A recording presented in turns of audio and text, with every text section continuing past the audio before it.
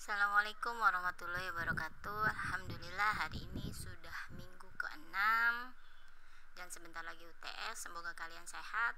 Minggu ke-6 ini, di pertemuan ke-6 ini saya akan memberikan dan menyampaikan materi tentang mengenal struktur outline TA atau skripsi dan pedoman PKM. Mengenal tugas akhir atau skripsi. Apa sih tugas akhir? Tugas akhir ini nanti akan berbentuk karya ilmiah yang ditulis oleh kalian, tetapi dengan melihat panduan atau outline. Tugas akhir ini juga bertujuan untuk mengimplementasikan teori-teori yang didapatkan dari dosen. Dan tugas akhir ini adalah prakteknya. Agar kalian lebih memahami apa yang sudah disampaikan oleh dosen. Persyaratan tugas akhir. Persyaratan akademik. Nah, ini minimal semester 5. Lalu dan pada semester 6 jumlah SKS yang telah dicapai lebih dari 100. Itu persyaratannya. Kegiatan perkuliahan sampai semester 5 dan semester 6 jumlah SKS yang telah dicapai lebih dari 100. Nah, itu saya ulangi ya, agar lebih mudah dipahami. Yang kedua, memiliki IPK minimal 2 dan tidak ada nilai E. Jadi semua nilainya harus di atas E dan IPK-nya harus di atas 2. Yang ketiga, telah lulus 4 mata kuliah unggulan. 4 mata kuliah unggulan itu nanti yang dibintangin ya. Yang keempat, dan mata kuliah unggulan ini tergantung prodinya. Yang keempat adalah terdaftar pada semester yang bersangkutan dan tidak cuti. Jadi kalian mahasiswa aktif. Yang terakhir adalah membayar biaya bimbingan melalui ATM pada bank yang sudah ditentukan. Ujian, jadi di skripsi ini ada ujian kompre juga. Ujian kompre ini adalah ujian lisan dan bisa juga ujian tertulis selama 45 menit. Untuk mata kuliah unggulan seperti logika dan algoritma, lalu analisa perancangan sistem informasi, itu akan diujikan. Mahasiswa wajib membawa laporan KKP. KKP ini diadakan pada semester 5. Itu untuk D3 ya. Kalau untuk S1 ini KKP diadakan pada semester 7 dan skripsi pada semester 8. Daftar mata kuliah yang diujikan dapat dilihat bahan ajarnya. Jadi kompre itu kan ada 2 mata kuliah untuk D3, logika dan algo, juga APSI. Itu bisa dilihat modul-modulnya, silabusnya pada saat kuliah atau bisa meminta kepada dosen atau teman. Khusus untuk kompre, mahasiswa tidak dibimbing. Jadi kompre ini tidak dibimbing, kalian langsung datang lalu ditanya langsung oleh dosen penyidang. Nanti akan ada beberapa soal ditanya selama 45 menit. Selanjutnya outline TA atau skripsi untuk Fakultas Teknik dan Informatika, Prodi SI, ada program bisnis, animasi interaktif, program sains, dan penelitian ilmiah. Untuk Fakultas Teknik dan Informatika, Prodi Ilmu Komputer, ada mobile, sains, dan web. Diingat itu ya, jadi kalian tergantung prodi kalian. Untuk prodi SIA atau Sistem Informasi Akuntansi, ada rancang bangun sistem SIA, lalu software akuntansi, dan program interaktif. Coba kita lihat, ini skripsi tadi ya, sistem informasi. Ini skripsi berarti S1, ini TA berarti D3. TA Fakultas Teknik dan Informatika, Prodi SI ini masih D3. Perancangan sistem, proyek SI, dan perancangan program bisnis ini untuk D3. Jadi sebutan TA ini untuk D3 dan skripsi ini untuk S1. Outline TA atau skripsi. Ini juga masih D3, Prodi TK, Jarkom, pembuatan alat dan program sains. Lalu ada juga untuk TA Fakultas Ekonomi dan Bisnis, Prodi Administrasi Perkantoran dan program studi administrasi bisnis, ada kualitatif, kuantitatif, dan kuantitatif dengan studi kasus komparatif. Juga TA Fakultas Ekonomi dan Bisnis, program studi manajemen pajak, ada kualitatif, kuantitatif dengan data sekunder, kuantitatif dengan studi kasus komparatif, lalu pembuatan laporan keuangan fiskal, dan laporan perhitungan pelaporan wajib pajak orang pribadi atau wajib pajak badan. Kalau kalian kan teknik dan informatika ya, bukan ekonomi dan bisnis. Untuk Fakultas Ekonomi dan Bisnis ini masih ekonomi dan bisnis, studi akuntansi sih ya. Kualitatif, kuantitatif, kuantitatif dengan studi kasus komparatif dan laporan keuangan.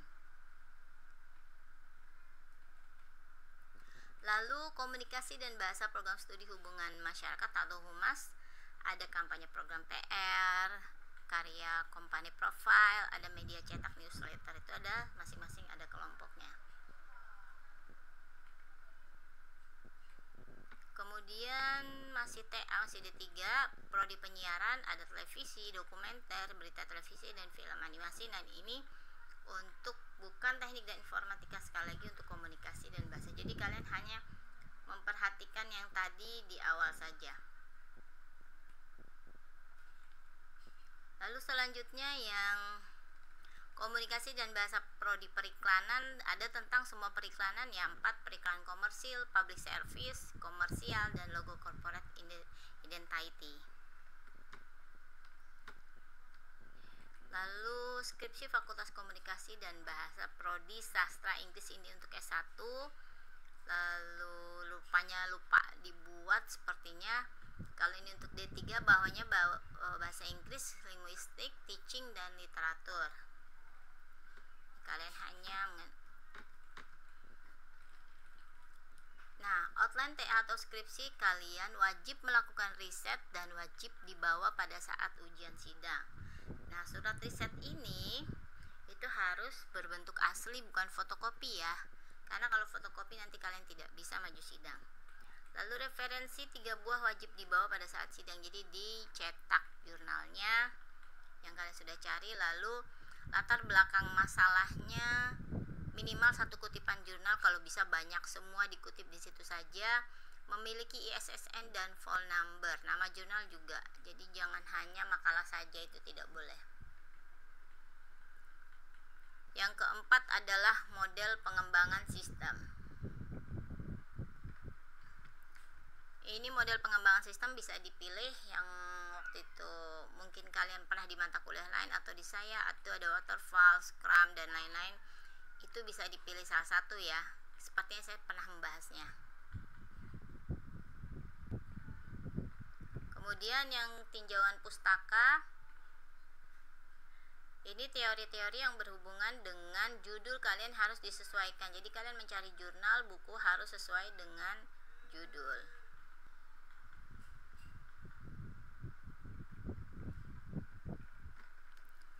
Kemudian penelitian terkait juga, permasalahan yang diangkat ini mirip dengan tinjauan pustaka. Di bab 2 itu teori-teorinya, definisinya. Proses bisnis ini diceritakan alur bisnisnya yang kalian sudah wawancara dengan si customer. Lalu gunakan activity diagram, serta setelah itu proses bisnisnya bisa dituangkan ke dalam aplikasi dengan use case. Yang ke-8, analisa kebutuhan sistem. Ini tentang fitur-fitur atau fungsional apa saja yang dibutuhkan, seperti misalkan penjualan dibutuhkan entry input produk, input pelanggan, lalu input pemesanan, pengiriman, dan retur. Nah, itu bisa dianalisis lagi. Selanjutnya bisa dilihat pada laman mahasiswa ya, outline-nya ya. Pedoman program kreativitas mahasiswa atau PKM. Nah, ini bisa kalian ikut lomba nanti kalau misalkan kalian sudah jadi makalahnya. Lulusan dari perguruan tinggi baik BSI maupun kampus yang lain itu harus memiliki keempat skill ini. Yang pertama adalah skill tentang akademik, lalu tentang berpikir kreatif, lalu tentang manajemen, dan tentang komunikasi. Keempat ini harus saling berkesinambungan. Lalu kreativitas, ada 3 faktor utama bagaimana kalian bisa berpikir kreatif. Pertama itu kreatif, pasti kita berimajinasi. Setelah itu berimajinasi dituangkan ke dalam estetik, ke dalam seni ya. Setelah itu baru kita ubah menjadi bakat, menjadi prakteknya, keterampilannya. Karakteristik umum, jadi kalau ingin membuat kreativitas itu kalian harus berimajinasi dulu. Misalkan kalian berimajinasi pengen terbang, lalu kalian kreatif membuat pesawat dan menaikinya lalu bisa terbang. Jadi jangan hanya imajinasi saja tapi dipraktekkan. PKM menumbuh kembangkan higher order thinking skills. Jadi kemampuan yang sangat tinggi ya. Ini termasuk pemikiran kreatif untuk Tridharma perguruan tinggi, yaitu pengajaran, penelitian, dan pengabdian. Pengabdian ini maksudnya mempraktekkan apa yang sudah kita buat dari imajinasi itu kepada masyarakat. Nah, ini tridharmanya semua. Lalu jenis-jenis PKM ada 7, silahkan dibaca. Ada penelitian, kewirausahaan, pengabdian, penerapan teknologi, karsa cipta, artikel ilmiah, dan gagasan tertulis. Nah, biasanya kalau mahasiswa itu adalah seringnya kewirausahaan, lalu penerapan teknologi, dan artikel ilmiah bisa jadi. Karena kalian sering membuat jurnal, jadi kalian insya Allah sudah ahli ya.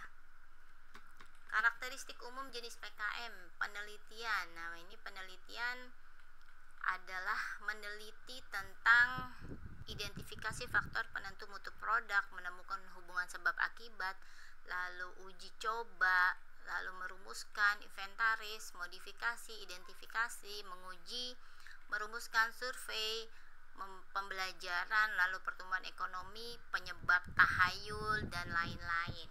Itu termasuk meneliti. Intinya meneliti apa yang sudah terjadi di masyarakat. Kewirausahaan ini adalah pengembangan keterampilan mahasiswa. Jadi mahasiswa yang sudah berwirausaha sudah lama, misalkan membuat sabun dari limbah, nah itu bisa ya, bisa dituangkan ke dalam program PKM ini dan dapat mendapatkan keuntungan selain uang, yaitu keuntungan keilmuan ya dan wawasan. Jadi kewirausahaan ini untuk mahasiswa yang sudah berwirausaha. PKMP, pengabdian kepada masyarakat. Nah, ini bisa program bantuan ilmu atau penerapan praktek kepada masyarakat. Misalkan kalian tadinya membuat aplikasi tentang penyiraman tanaman secara otomatis. Nah, itu bisa diterapkan kepada masyarakat. Kalian lakukan training, itu namanya pengabdian kepada masyarakat. Dan dilakukan secara tertulis, foto-fotonya, video kegiatannya, trainingnya bagaimana. Ini semua PKM nanti akan dapat uang dari pemerintah jika lolos. Lalu penerapan teknologi mirip dengan tadi ya, pengabdian kepada masyarakat. Hanya saja penerapan teknologi ini tidak harus training, tapi menerapkan teknologi apa yang sudah kita buat kepada mitra. Contohnya satu mitra, yaitu contohnya pesantren, kita membuat web aplikasi untuk pesantren, pendaftaran santri. Nah, kita terapkan teknologinya di sana. Jangan lupa foto-fotonya, bukti-buktinya, lalu aplikasinya bagaimana. Itu kalau pesantren itu non produktif. Kalau ini yang produktif, berarti penerapan teknologi di mitra-mitra seperti UKM, unit kegiatan masyarakat seperti koperasi, kita membuat aplikasi kasir untuk koperasi atau dan lainnya. Intinya produktif ini adalah yang bisa menghasilkan setiap hari keuntungan. Karsa cipta ini karsa dan nalar, hanya konstruksi saja, sistem desain model, jadi prototipe saja, tidak sampai kepada penerapan aplikasi, hanya interface saja. Nah, ini lebih gampang ya. Artikel ilmiah ini seperti membuat jurnal, boleh bidang pendidikan, penelitian, dan pengabdian masyarakat, atau KKN, PKM, magang, seperti kalian membuat mirip-mirip jurnal ataupun skripsi, tapi yang ini versi sinopsisnya. Lalu PKM GT, gagasan tertulis. Nah, ini juga lebih gampang kalau kalian suka menulis dan ada gagasan tertulis tentang teknologi, terutama kalau untuk bidang teknik dan informatika atau fakultas teknik dan informatika. Ini bisa ditulis ke dalam artikel ilmiah, mirip dengan artikel ilmiah ya, tapi ini gagasan ditulis secara komplit. Isu-isu aktual yang sedang viral, itu gagasannya bagaimana, solusinya. Persyaratan administratif antara PKM, T, dan KC. adalah harus terdaftar sebagai mahasiswa aktif S1 atau D3 atau diploma. Yang kedua, satu kelompok, jadi bisa menjadi anggota ataupun ketua, nanti akan mendapatkan dana dari pemerintah. Yang ketiga, ada dosen pembimbing atau pendamping, membimbing maksimum 3 judul atau kelompok, jadi satu dosen ini boleh membimbing 3 judul. Yang keempat, setiap usulan ada dananya dari pihak lain, baik internal maupun eksternal, contoh internal dari perguruan tinggi, dan harus ada penyertaan pembiayaannya. Yang kelima, wajib menyertakan surat pernyataan kesediaan bekerja sama, ini untuk PKMM dan PKMT dari pihak mitra yang disebutkan. Jadi kalian surat pernyataan, misalkan mitra yang tadi koperasi, berarti koperasi harus tanda tangan di atas surat pernyataan. Persyaratan administratif lagi untuk AI masih aktif, lalu dapat berasal dari berbagai program studi. Nah, ini boleh campur aduk, boleh prodi bahasa Inggris dengan misalkan TI, dan juga yang penting masih dalam satu kampus. Untuk perguruan tinggi terbatas diperkenankan juga untuk bermitra dengan perguruan tinggi lain. Kalau perguruan tinggi, kalau kampusnya kepakarannya sedikit, boleh diperkenankan dengan kampus lain kalau diperlukan. Lalu legalitasnya ditandatangani oleh pembantu atau warek bidang kemahasiswaan, jadi nanti oleh Bu Dia. Dari ketua kelompok pengusul, keanggotaan disarankan 2 angkatan yang berbeda. Nah, misalkan 2002 dengan 24 dengan 2021, seperti itu ya. Lalu yang kedua, masuk ke dalam kelompok pengusul PKMAI yang berbeda lebih dari satu kelompok. Mahasiswa boleh mengikuti lebih dari satu kelompok, jadi boleh misalkan pengennya 3 atau 4 boleh. Hanya 2 saja ternyata, tidak 3 atau 4 ya. Jadi hanya 2, tidak boleh lebih, 1 sebagai ketua dan 1 sebagai anggota.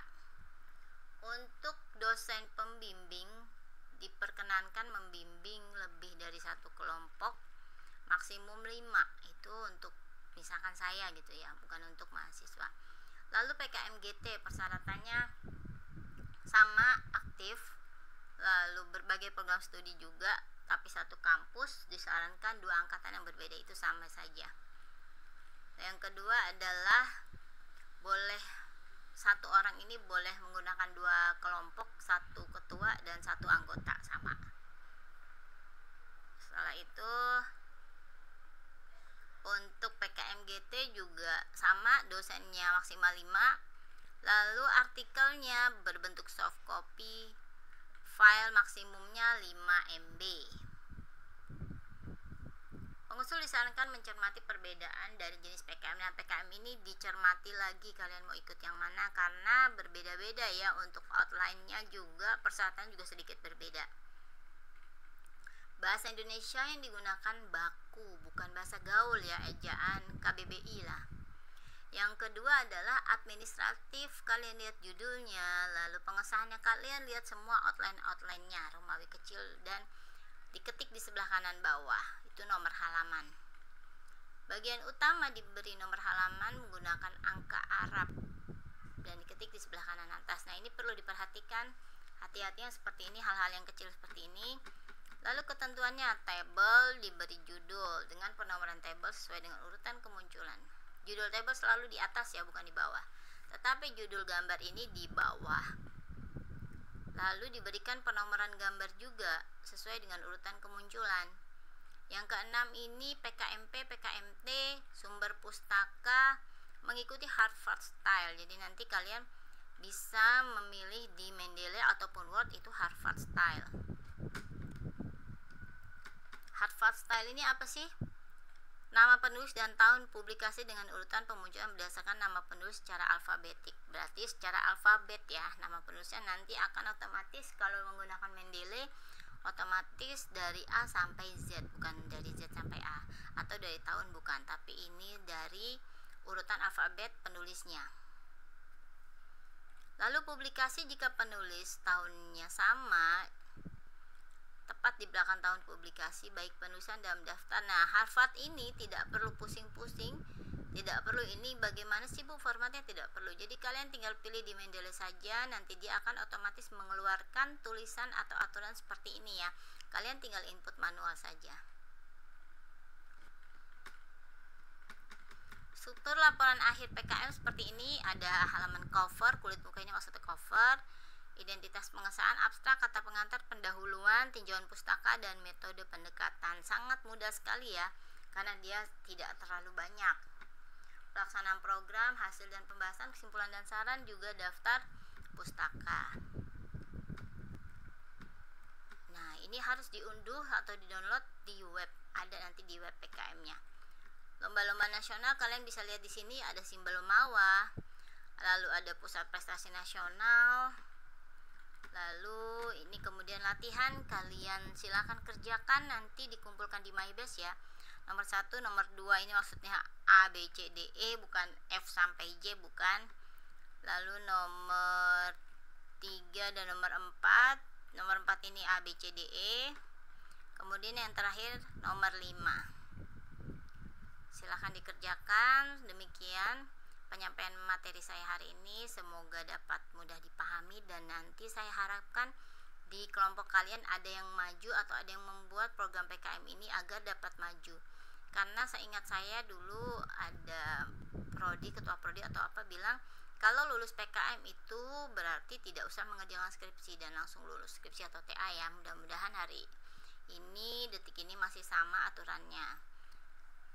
Mudah-mudahan apa yang saya sampaikan dapat bermanfaat. Mohon maaf jika ada kata yang salah. Jangan lupa like, komen, dan subscribe. Wassalamualaikum warahmatullahi wabarakatuh.